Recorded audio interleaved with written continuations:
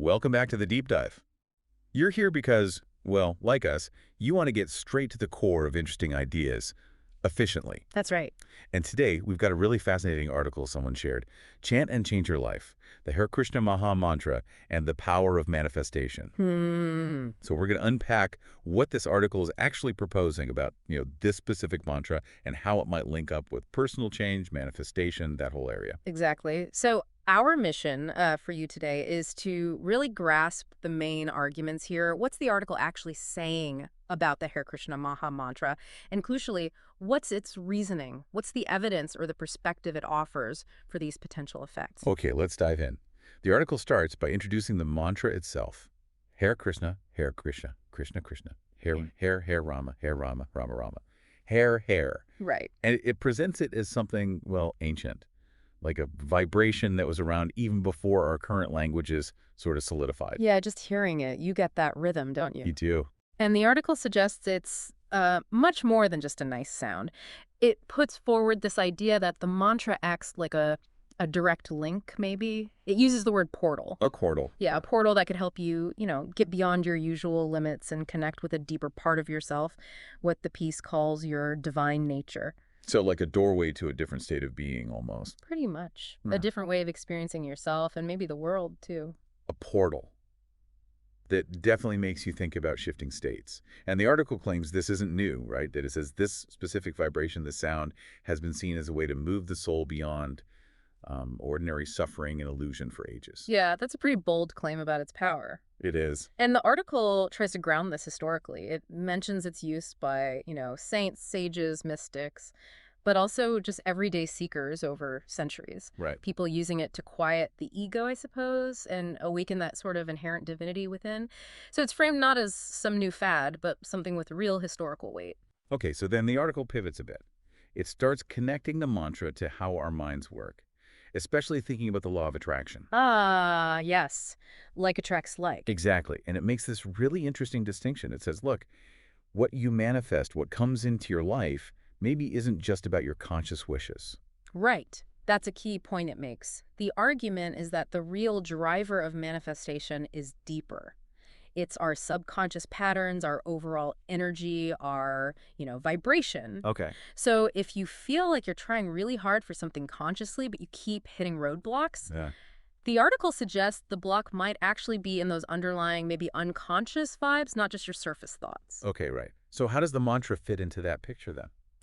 Well, the article positions the Maha Mantra as a particularly potent tool for getting at that subconscious level. Why potent? The reasoning given is that it sort of bypasses our normal language-based thinking. It doesn't really engage the analytical mind in the same way. Instead, it supposedly interacts directly with what the article calls the soul's energy field. Like speaking a different kind of language. Yeah. One the deeper self understands. That's the idea, yeah. So with repetition, you're essentially imprinting this higher frequency onto your energy. Imprinting. Yeah.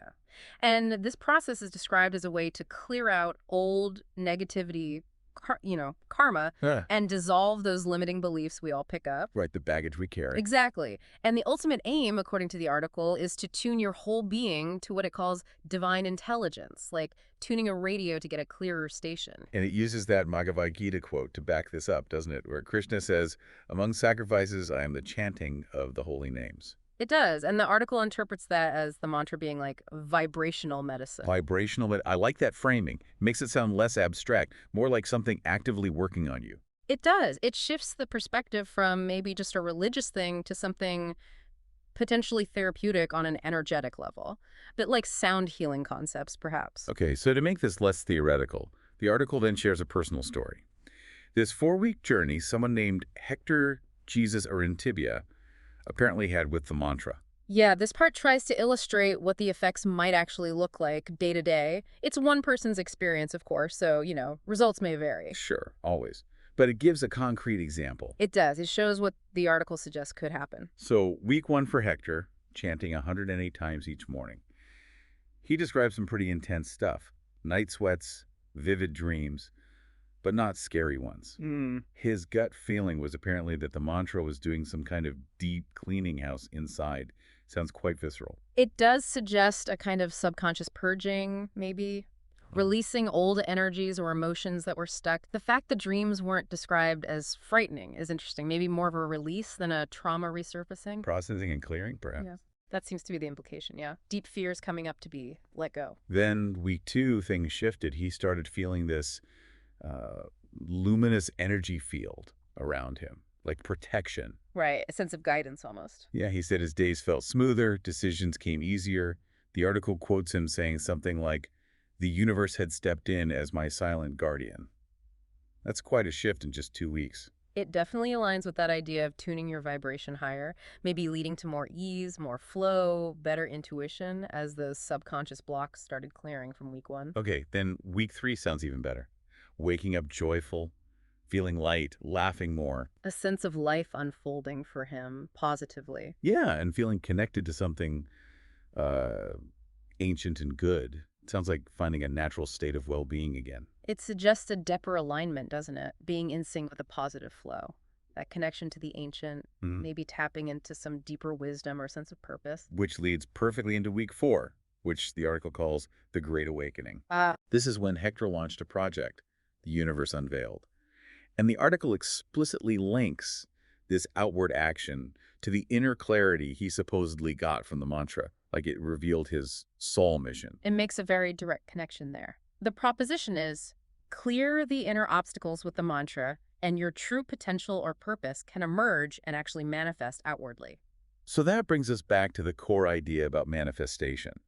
The article acknowledges things like visualization, affirmation. Peaceful tools, yeah. But it says, if your subconscious is full of old junk, it calls it fog and density, those tools might not be that effective. Exactly. It's like trying to grow flowers in really bad soil. Right. The mantra in this view is like the tool to clear out that inner clutter first. To dissolve the fog and density. Right. So you get a clearer connection to that divine intelligence it talks about, like wiping a dirty window clean. And then from that clearer state, the article says you start to create differently. It's less about forcing things. That's about willpower and pushing. And more about allowing, aligning with this divine intelligence and letting things unfold, a more receptive way to manifest. That's a really key distinction it draws, moving from efforting to allowing, essentially, which it frames as ultimately more powerful. Okay, now adding another layer, the article brings in the science of sound. It mentions the old Vedic idea, Nada Brahma, the world is sound. Right, fundamental reality is vibration. Yeah, and then it connects that to modern cymatics, where sound frequencies visibly organize particles into patterns. Yeah, those fascinating geometric shapes sand makes on a vibrating plate. Exactly. So it's drawing this line between ancient wisdom and modern observation. It's trying to bridge that gap, suggesting sound isn't just auditory, it's formative. It shapes reality at a subtle level. And based on that bridge, the article makes a pretty significant claim. It says chanting the Maha Mantra isn't just prayer. It's a way to actually reprogram the quantum field. Wow, okay. It suggests you become a living vibration of divinity. And that, it says, is manifestation at its highest level. Pretty profound stuff. It definitely scales up the idea of personal vibration to a cosmic level, implying you can influence the fabric of reality, or at least your experience of it, through this sound. It's quite a concept. So if someone's listening and thinking, okay, I'm curious, the article does offer some practical steps. First up, get a japa mala. Right, the beads for counting. Helps with focus, keeping track. And it suggests starting with 108 repetitions daily.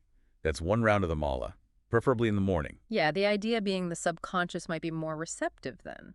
Quieter time of day, maybe? It also mentions creating a sacred space or just using headphones with intention. And importantly, it says, expect stuff to come up. Emotions, resistance. See it as purification, part of the process. Don't fight it. And it recommends journaling daily. Which makes sense. Track the experience, notice subtle shifts. It helps with self-awareness through the process. And the final points on practice are patience building, soul momentum, it calls it, and sincerity. Right. It says chanting aloud, whispering, or mentally. The key thing is the sincerity, the intention you bring to it. That seems important. The energy behind it matters more than the volume. That's the takeaway, yeah, the quality of your engagement. Okay, so the article wraps up by circling back to the law of attraction. Its conclusion is basically, flood your subconscious with these divine names, these sounds, and you'll naturally start attracting higher experiences, better relationships, more It synchronicity. has meaningful coincidences, yeah. It's reinforcing that idea that shifting your inner vibration changes your outer reality. You become less about chasing things. And more of a magnet for experiences that match your new higher frequency, manifesting from that place of inner alignment. And it stresses again, this isn't about ego wants, but manifesting from truth. The final line is memorable. The universe responds to vibration, and the Hare Krishna Maha Mantra is pure vibrational gold. It's a strong closing statement, framing the mantra as having this inherent, high-value, energetic quality. So, wrapping up our deep dive today on this article, Chant and Change Your Life, let's bring it back to you listening. We've explored the core idea. The Hare Krishna Maha Mantra presented not just as a chant, but as a potential tool. A tool for subconscious reprogramming, personal transformation, maybe even influencing manifestation, as that personal story illustrated. And we covered the practical steps the article suggests if you wanted to explore this yourself. And really, the underlying question the article prompts is about the power of sound itself. How much can vibration actually influence our inner state and maybe our outer reality? Yeah, exactly. It makes you wonder, doesn't it? Could something like mantra chanting, this focus on sacred sound, be an element maybe missing for some people on their own path of self-discovery? Or just in understanding the forces, subtle or not, that shape our lives? It definitely gives you something to think about, the potential hidden within sound to really shift our inner world. Worth pondering for sure.